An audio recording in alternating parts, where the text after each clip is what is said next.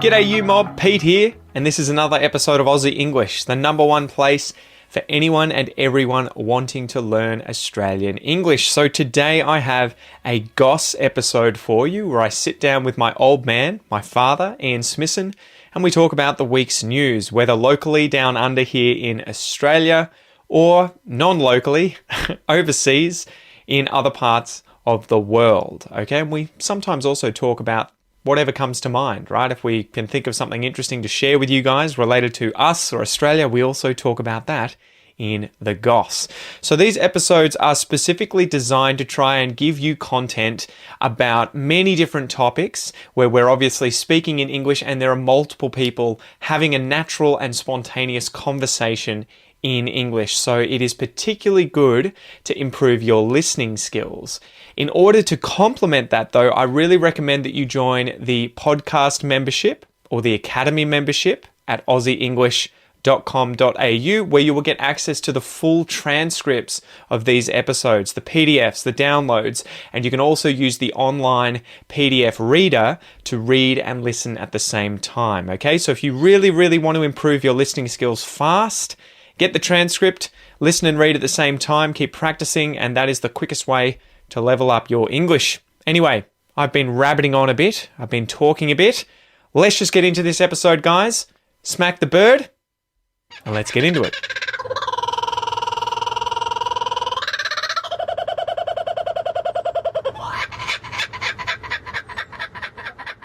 Dad, how's it going? Welcome back. Pete. Yeah, thanks.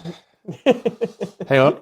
Apologies. For those who haven't listened to the previous couple of episodes that we've been recording using the new technology, I was about to apologise for what Pete just did. Yeah. That we're wearing remote mics that are lapel attached, so they're right below the beer drinking orifice. I thought you were going to say beard drinking orifice. Beard and drinking orifice. It's hard to drink a beard.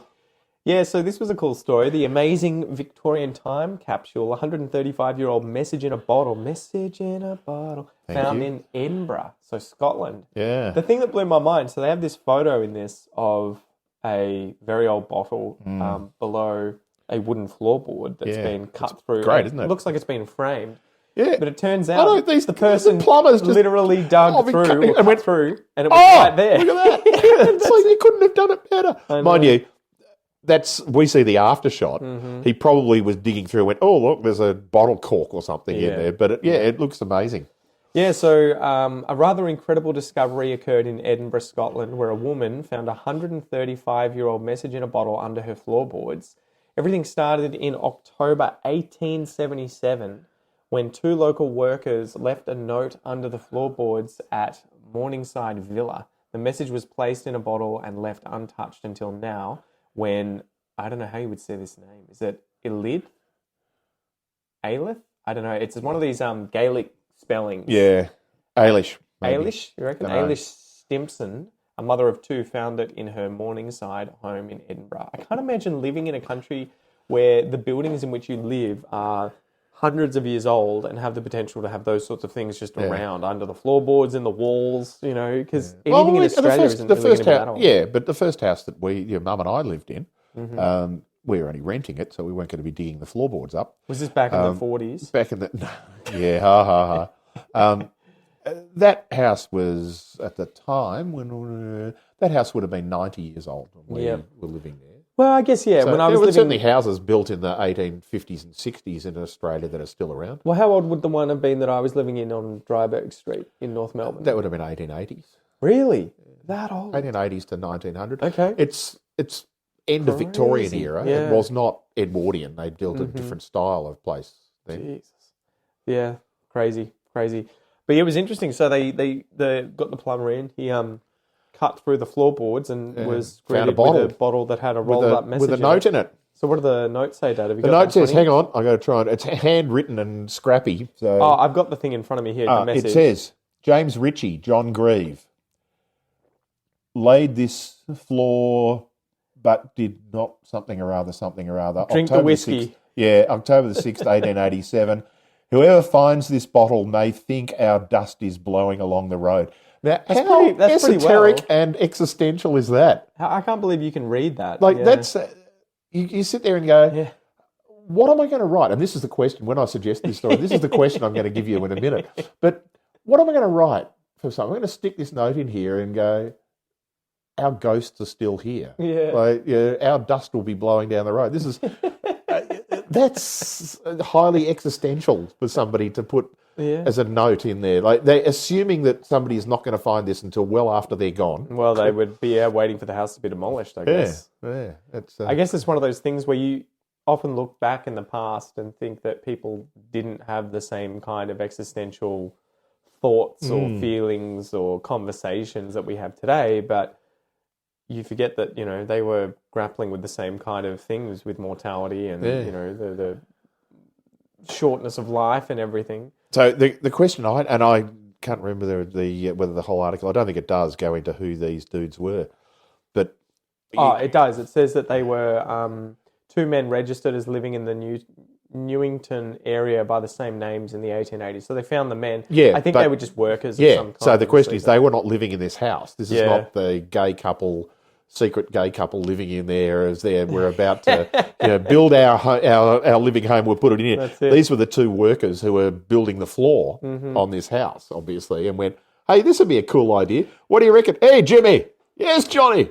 Let's put this wee bottle in here with a note in here. What can we possibly say that'll fuck with their minds in 100 years when they find it? Well, it makes you wonder if people Apologies to my Scottish friends and relatives for my really bad Edinburgh accent. It makes you wonder if people are doing that today, and if and when people will find it in the future. I guess they're probably doing it digitally more so than physically like that. But. I can't remember. You were at the primary school, but you can't probably remember it happening. But when I was the president of the primary school that you went to, there was a time capsule put in, and I think it was put in for 25 years or something. So it's probably coming up soon.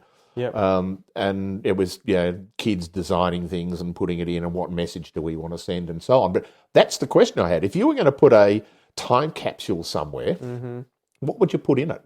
I suppose it's dependent, without preempting your answer, it's dependent on the context and where you're going to put it and why. But you're building a house like these guys were, whether it's your house or something, what message are you going to send that you're expecting to be found in 100 years' time? It's one of those things, you ask them questions so that they get an idea of what you're wondering. Like, the butler did it, go find him. That's it. Is Elon Musk eternal yet? Did he find the Alexa? Did he get to Mars? Yeah. I don't know. I guess that would be kind of superfluous, but it would be funny. I don't know what you would... I feel like they're kind of... I'd probably be thinking more about what can I leave that'll be interesting to the people who find it. Whether or not it's a physical message, I'd probably leave something like put an iPhone in there.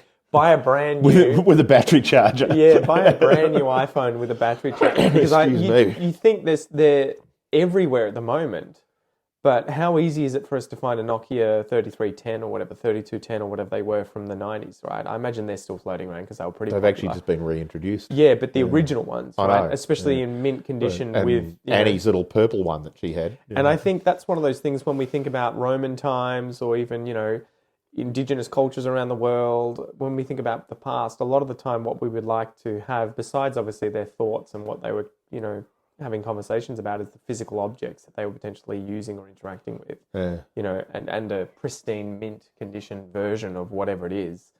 So, yeah, stuff like that. I don't know, maybe what are your concerns? What are you worried about at the moment? Like, my biggest issue at the moment is housing. It's fucked, I'm worried about if I'll ever be able to... Did Donald Trump ever go to jail? I know, yeah. I don't know what would you leave in there that would be funny, do you think? Like practical this joke. story, I love this. It's so cool. Besides that, if you could leave an object in there that would make them laugh or make them think about what the fuck is this? I know. Would you leave maybe a CD? CD. Something and be like, hopefully you can work. That the answer to life is on this CD. Good luck. Yeah, it's on this. You don't even put CD. Can you find something to use it? Yeah, although I suspect that there's almost nothing that we could do now that in 100 years' time people wouldn't instantly be able to work out what it is. Because even... I think there'd be plenty of things that you could show me from 100 years ago. And I agree. Yeah. But fast forward 100 years, even now, you can grab your phone, take a photograph of something, post that in a search to Google and it'll tell you what it is. Well, I guess that's the difference between them, having access to technology that can tell them what it is, or if they could just look at it and see. Because, I think they'll be able to work it out instantly. How is this technology going to go in 100 years? Yeah.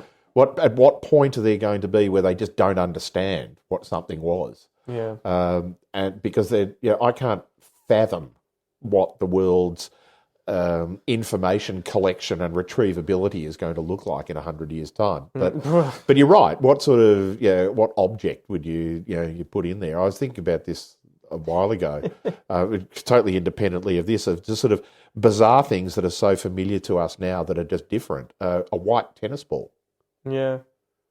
You mean as in you that's look what at they used to use? Yeah, you look at that. You look at me like looked at me like, what the fuck are you talking about? They're green. There's lime green. They're yellow. They're this bright lime green colour. But I grew up with tennis balls being pink. Yeah, really. They're actually white, but we used to play on clay courts. So you'd play with them for 5 minutes, and they were this sort of light pinky colour. Those sort of weird things where you go, if I'd showed you one of those, you'd go, was this specially made? Like, what is this? What's this? Not real. One of those sort of things of, what could you put in there? I don't know. I asked the question ambitiously that you might be more intelligent than me, which we know is true, but would you come up with something that... One of those things that I think about quite often is how much someone in the future will actually give a shit about the past. Because it's one of those things, and I imagine that it was like this for people that wrote this note, where they're probably thinking... They live in the present when it was 1877, and they're probably like, who gives a shit? No one cares. It's not special. But we look back now and think, wow, it was so different. This was so interesting and blah. And I wonder how much it would be like that, where we feel today that, well, there's not really anything interesting that we can instantly pull out and share with the future or the past. What are these guys going to do? Here's a hammer. Yeah, exactly. And funnily enough, their hammer from 1877 would look pretty much identical to the hammer that we use, except that now... The cheap ones have got fiberglass handles. The expensive ones have timber handles still. Have you seen those surgical tools from the Roman times? Yeah. Compared to the modern ones? Yeah. And you're just like, what? We worked it out that long ago. I know. We needed a few basic things. We needed a small sharp and thing. Hold things open, and to prod at stuff. Yeah, I know. And that's the thing that I find amazing. These guys just got it. Mm-hmm. There was nothing that they could say other than something existential. Like, it'll be our dust blowing down the road. We're still here. I feel like I would probably it's genius. I would try and mention someone, right? Being like, hoping the person who finds it can look the person up or find out about them, or it's someone famous. Be like, I once met so-and-so and he was a cunt. He was a horrible human being or something. Or like, it turns out this guy was right. Or are you guys still listening to Bruce Springsteen?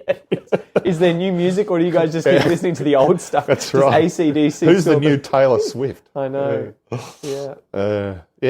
That's it. I'd love to ask you guys something, but I'm dead and don't care. I'm dead and don't care. I'm never going to know what your answer is, but I really want to find out. I don't know. It is one of those things where I feel like you probably could never work out what the future is going to want to know, or what would be the ideal thing, because the time would come and it would be something you'd never have realised. I know, and that's what these guys got it. Yeah. There's nothing we can say that is going to improve your lives except giving you an insight into yourself. Have you seen... I think there's something I remember reading about the Roman era, where they would have wells that people would throw kind of curses into. So they would have issues with neighbours or so-and-so, and they would write it on a piece of clay or whatever. You, Pete. The neighbours are and dickhead. Your cat. The neighbour didn't pay me for so-and-so. Go screw yourself. And they would chuck it in the well. And so now they found one of these places and dug them all up, and then got all these like bitchy notes from Roman times where people were complaining about, so-and-so's neighbour had an affair with my wife and I hope he dies, and throw that into the thing. That's it. I think that is always one of those things, for me at least, looking back in the past. It's when you get the day-to-day conversation or life or thoughts or feelings or emotions that you often don't get. It's one of those things when I was doing a lot of reading about Australian culture and history from the initial settlement period. Yeah. You read that diary by Watkin Tench, right? The first diary to be it's written amazing. About colonisation of Australia because he came If you over guys on can the first find fleet. it and you want to have these... Tim Flannery republished it, so it's out there. Watkins What is his Contench. name. Yeah, he was a lieutenant in the first fleet. Yeah, and he obviously was, probably one of the few people on the fleet that was literate and could write. Because I imagine even the officers or the other people, soldiers... Well, the officers could, but the soldiers wouldn't. And most so of he those was would have been illiterate. sitting down and writing, about the occurrences like the spearing of Arthur Phillip, right? And so you get to... But just day-to-day stuff, what it was like walking up the muddy street in the original exactly. Sydney That Cove. sort of stuff is ironically really precious, where I think at the time you would think it's something so mundane. Yeah. Why would I share that kind of thing? Why would anyone care? But I think that would be the thing maybe you would share with... I mean, it probably requires a lot more than just a single note to do it justice. It does, yeah. But see, it is interesting because in his case, he was probably one of 2 or 3 people who were actually recording daily life. Who else was doing it at the time? Well, I'm going to assume Arthur Phillip's journals. I haven't read them, but his journals would have been much more around the management of the colony, whereas what Contench is about events and daily activity. Do you think, sorry to interrupt you, the thing I would kill for is to have a convict's daily diary. Yeah. So-and-so is a fuckwit. This person I've got a crush on. Yeah. This guy robbed me. The gossip of this, all the interesting... And the really good rum can be found at number 2 in the basement. That I would kill for. It is funny. It's kind of like, I think it's the reason... Daily life. We watch soap operas and all the bullshit about drama between different people. But I think if you could go back into the past, quite often because we don't have access to that, we don't associate the two and don't think about those things happening. And I think... it's why we love things like Pompeii, where you... Yeah, it literally is that frozen moment in time. Yeah, you have food that's still on plates, people's excrement still in the toilet, dead people holding their most precious belongings that, they were running down the street with when they died. And so you have all of this information that never really gets left to the future, right? And so I think that sort of stuff would really interest me. So I think... what would I leave? Probably a diary, right? If you could find just an average person's diary with drama in it, and especially if they had one that they wrote in on a regular basis for a significant amount of time, if you could put that in a time capsule, I think whether the person was important or famous or not, I don't care about. But if they wrote, like Anne Frank's diary, right? Yeah. Like she was a 14-year-old girl, but in the middle of a circumstance that was just horrific. And yet the reason the diary is so good, she writes so well, but it's about what was going on a daily basis during that period, right? That was so fascinating. And it's personal. Yeah. It's not a historical, political statement. No. It's just, this is my life It's that for a period of months. I think it's knowing that other people are human and experiencing the same sort of thing as you are. Because, Julius Caesar, I recently saw that they've opened up the temple where he got stabbed to death in Rome. And it just blows my fucking mind. To think that you can now go to Rome, stand on the steps. And stand where he was stabbed to death and think you have a connection to that period in time. That was such a significant moment in Western culture and Western history.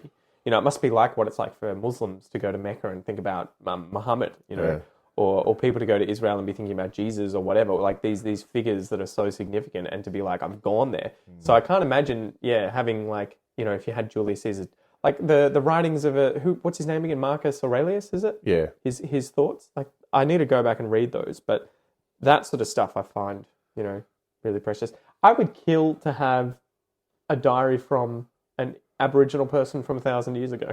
If you could find out what was your daily life like. Tell me about the mundane, See, for them, what is it like living? Mundane. What is it like living in a clan with all of your closest friends and family, 24/7? It's like Big Brother all the time. Yes, but nobody ever gets voted out. Yeah, well, and they do, but permanently with a rock to the back of the head. Yeah, how do you guys manage conflict like that? I would love to know so much more about those sorts of things. I feel like that would be the really precious stuff, more than objects, I guess. I don't know. Yeah. You think that's... Yeah, well, I was thinking about stories, and that it is that, because the interest that I have had for a long time and still have in family history is once you get the birth, marriage, death dates and where they lived, if you're lucky enough to get where they lived, It's what was going on in their daily life. Yeah. Unless you find somebody famous, then it's interesting to sort of link into that, and you can sort of interpret that. And you've got lots of that in your family, not in my side, in your mother's side, Your Highness. Only took you guys like a decade of digging. Well, your mother finally got there. Yeah. And for those, the aside here is that Peter is the 20th cousin of the late Queen Elizabeth. Yeah, one of the 21st cousins of King Charles. No, your son and daughter are the 21st cousins of King Charles. So. You can go back and listen to Mum's episode with me. I can't remember what number it is, but I chat to my mum, Jo Smissen, about our family history and who we're related to, what she discovered, and it was pretty interesting. Because as soon as you get into the royal line, you're then there's related to all obviously these great famous people. there's lots of documentation about Edward the First, who is the first or the last person royal that you're directly descended from. Mm-hmm. All the others are associates, but that sort of what was life like for the people who were living here and at that time, because the personal stories. Yes, you got now even today we can go back 100 years and read newspaper articles and those sort of things, but they're. Yeah, you read an obituary of somebody and you go, well, that's a snapshot that somebody else is writing about someone, and they're never going to tell you the day-to-day stuff. It's Pete was a lovely guy. Yeah, everybody loved him. He's an asshole, really, but we can't say that in the paper. Whereas if you get here's Pete's diary. Well, I think if this is a year in the life of Pete. If these guys had left a little longer kind of note in the bottle, and it had been like an anecdote of like, confessing to something they did at school back in the day, I had to it's my James, sister who John confessed here. To steering the Freddo frog, the little chocolate frog. And James and John here, we were in class of 1853, and Miss Edwards is now dead, but it was us who stole X. But we knocked the vase off the table. Sorry, Miss X. Yeah. Sorry, not sorry. Yeah. That would be, I think, hilarious. I feel like something like that where you just like... And Miss X's great-grandchildren go, she talked to me about that. Mm-hmm. Yeah. Imagine being able to make someone laugh 135 years from now. I know. I know. Well, I'm sure Billy Connolly joke would do it. Yeah. That's what you put in, a Billy Connolly joke. How much... I forgot to mention his joke about dogs in the dog shit episode that we did. Yeah. You remember that one? Do you know which one I'm talking about? I do, but I can't remember the detail. He's like, what does he say? He's like, dogs are smart, right? And you can never do it justice with an Australian accent, but he's like, have you ever seen a dog step in a human shit? Yeah.